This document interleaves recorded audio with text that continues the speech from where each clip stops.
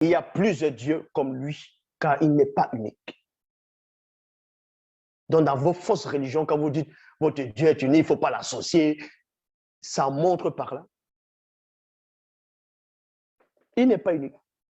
Même dans Exode chapitre Exode 20, où on donne les 10 commandements, je suis Yahvé les scènes, le Seigneur ton Dieu, tu n'auras pas d'autres dieux devant ma face. Mais il reconnaît qu'il y a d'autres dieux, mais il ne faut pas que ces dieux, on puisse les adorer en même temps que lui. Mais il reconnaît leur résistance. Mais bon, phase 4, Exode 34, verset 6, Nouvelle Bible en français courant. Puis, il passa devant Moïse en proclamant encore. Vous voyez pourquoi je dis dans d'autres versions, il est dit que c'est Yahvé lui-même qui proclame son propre nom, et pourtant dans d'autres versions, c'est Moïse qui proclame le nom.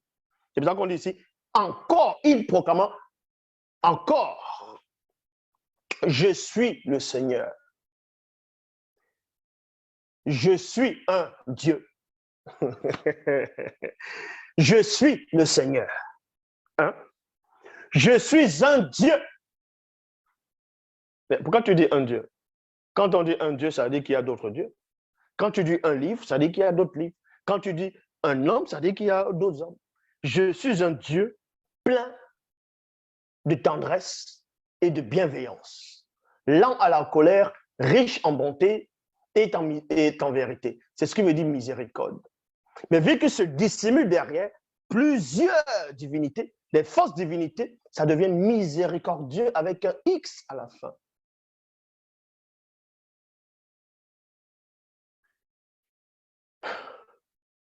Bible second 21. L'Éternel passa devant lui et s'écria, 2 points, l'Éternel, virgule 1. L'Éternel est un Dieu de grâce et de compassion, lent à la colère, riche en bonté et en vérité. Et c'est ça, le miséricordieux, c'est plusieurs dieux.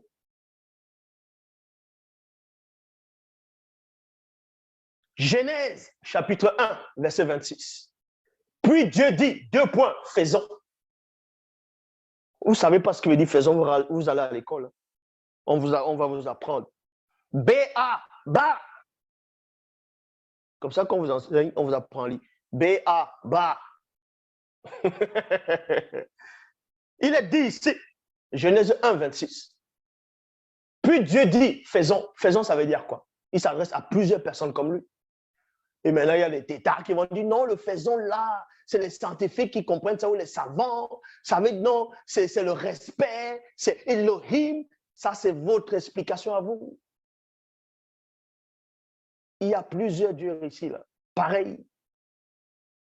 Genèse 2, verset 22. Genèse 2, verset 22. Non, Genèse 3, verset 22. Il est dit ici, dans Genèse chapitre 3, verset 22, le Seigneur Dieu dit, l'homme est devenu comme l'un de nous. L'un de nous. L'un de nous. L'un. Quand on dit l'un, ça veut dire quoi? Ça veut dire qu'il y a plusieurs. L'un de nous. Donc, l'un de nous, Yahvé. L'un de nous, Jéhovah éternel, Elohim. L'homme est devenu comme l'un de nous pour la connaissance de ce qui est bon et ce qui est mauvais. Bible en français courant. Puis il se dit, 2 points, voici que l'homme est devenu comme un Dieu. Il y a virgule ici. Un Dieu, c'est qui? Lui, il est Dieu parmi les autres dieux. Et ça veut toujours dire l'un de nous. Parce qu'en ce moment, vous allez dire, oui, mais un autre Dieu, ce sont les idoles. Est-ce qu'il y avait les idoles en ce moment-là? Est-ce qu'il y avait les idoles en ce moment? Est-ce que les démons étaient là? Non. Traduction Fabre Olivette, disant, Éloi, lui, les dieux, voici Adam, l'homme universel devenu semblable à l'un d'entre nous. À l'un d'entre nous. D'entre nous, c'est qui? Vous voulez apprendre le français à qui? Vous avez, non, Elohim, ça veut dire c'est le respect. On dit vous, ça c'est votre explication des gens qui ont le cerveau primitif. devenu semblable à l'un d'entre nous. Dans le nous là, c'est plusieurs dieux. C'est plusieurs créatures. Que quand ils interviennent par rapport aux Mongols qui les adorent, il va les faire la grâce, le pardon ici, la joie ici. Après, ceux qui vont recevoir la guerre vont dire, ah, notre Dieu est miséricordieux avec un X à la fin. Parce que c'est plusieurs d'entre eux qui vous donnent cela.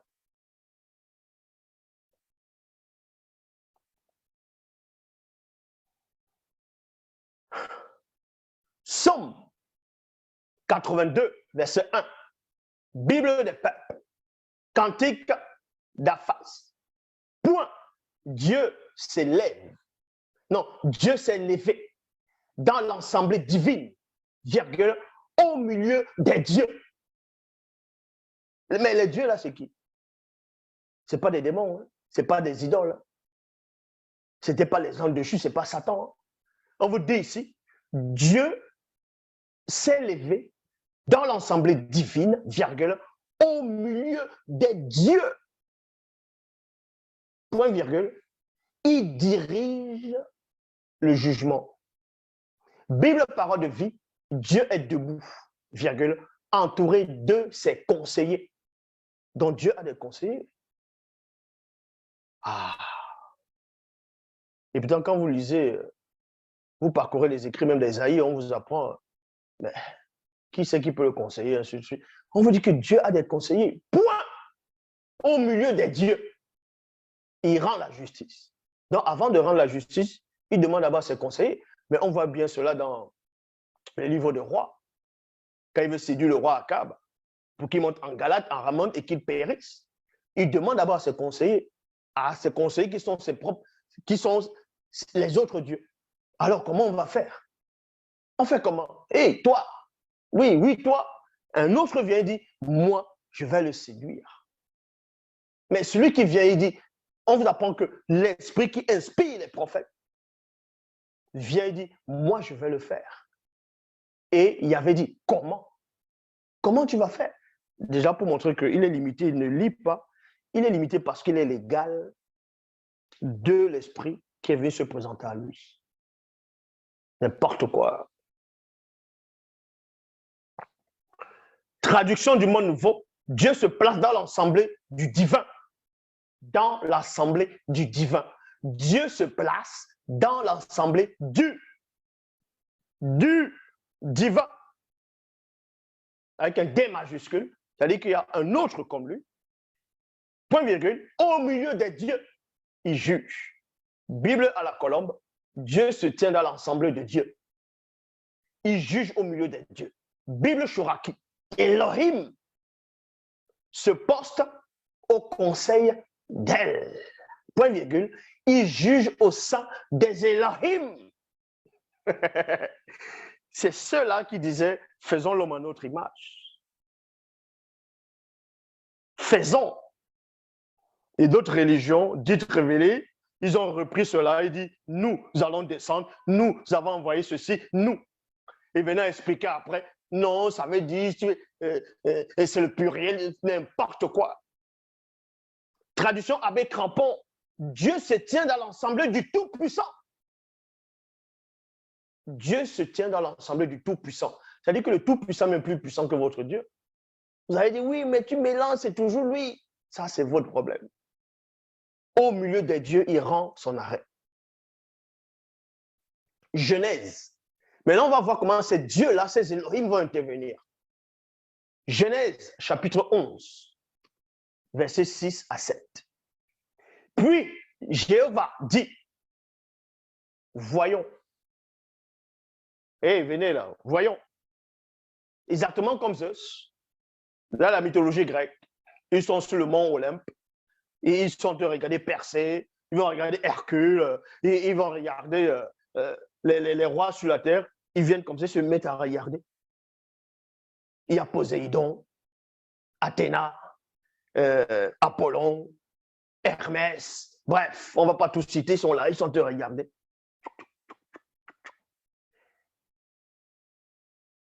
On vous dit ici,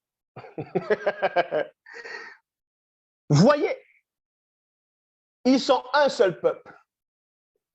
Et il y a un seul langage pour eux tous. Et c'est là ce qui commence à faire. Eh bien, rien désormais ne sera irréalisable par eux de ce qu'ils peuvent projeter de faire. Allons, descendons, c'est le pluriel, et confondons là le langage de sorte que l'un ne comprenne plus le langage de l'autre. Il y a point. Voilà comment ils interviennent. C'est comme ça qu'ils interviennent. Et c'est ce qu'on les voit dans plusieurs religions actuellement. Ce sont ces Elohim-là qui sont partagés la part du gâteau. Ils vont venir dans telle partie de tel peuple, ils vont envoyer un soi-disant prophète, ça devient telle religion, là-bas telle religion, là-bas telle appellation, et ils sont là, ils se partagent la part du gâteau. Et ce sont ces Elohim-là, ils sont en train de rire. Regardez les hommes là, ils sont en train de lutter entre eux. Que voilà le Dieu unique, alors qu'ils sont tous ensemble. Venez raconter des histoires aux gens. Déjà même, par rapport au peuple noir, voilà ce qu'on dans Genèse 11. Dans Genèse 11, verset 6. Concernant le peuple noir, ce verset aussi est très profond dans un autre passage, plus en profondeur. On vous apprend comment ces Yahvé sont complotés contre le peuple noir parce que le peuple noir était uni, bâtissait les empires, les royaumes, les dynasties. Ils avaient une telle connaissance. Ces Elohim, vos faux dieux actuels, se sont concertés. Ils sont descendus pour troubler. Traduction Abbé Filion. Venez. Donc, descendons en ce lieu. En ce lieu. En ce lieu. Ils étaient quelque part. Ils sont quelque part. Exactement comme les dieux grecs. Exactement comme les dieux nordiques. Exactement comme les dieux égyptiens. Exactement comme les dieux Yoruba. Bref, les Shivas, il y en a tellement. Ce sont des Elohim, ils sont nombreux. Ils jouent. Et Bible les a dévoilés. Bible les a dévoilés. C'est pour ça qu'ils n'aiment pas Bible. Quand la tambale les a exposés, on sait qui vous êtes.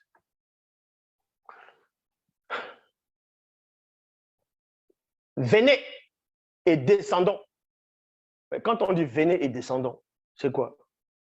Donc, il parle à ses pères, à ses compères, descendons. Venez, on descend. Après, on va vous faire croire qu'il agit tout seul. C'est écrit dans la Bible que Yahvé Adonai, Jéhovah et Elohim l'Éternel a parlé à Moïse sur le buisson Adam. Et dans le livre des Actes des Apôtres, on vous apprend que en fait, c'était les anges qui parlaient à Moïse sur le buisson Adam. Mais dans Exode, on vous dit que c'était Dieu. Parce que c'est un groupe c'est une bande d'Elohim qui sont en train d'agir.